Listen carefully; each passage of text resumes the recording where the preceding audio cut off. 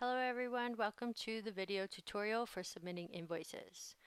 We're going to start today on the home page of your portal. This is my portal. You can see my name here at the top. And if you go to the menu on the right hand side and click Submit Invoice, you will come to the Invoice Submission form. This page has instructions on how to submit your invoice each month and a downloadable invoice template for an Excel sheet. So I'm going to show you what that looks like. I've downloaded it and filled it out. So there's space for my name, the month, and each shift that I work that month.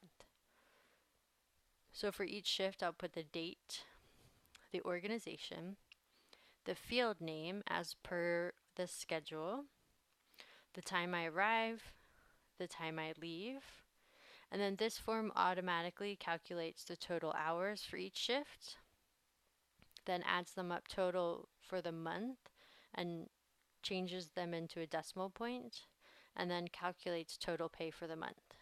So this will be the amount that I expect to be on my check.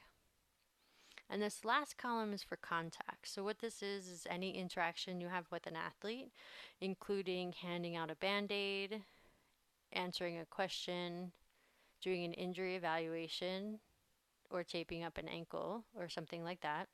We kind of keep track of this so that we can say when negotiating for a raise or a contract that typically at this time most of our shifts we have anywhere from 10 to 11 contacts on average. So once I'm finished filling this out, I will save this as, and you can see it will say my name and the month, and click save. And going back to the form submission on the portal, I will put in my name, my email address,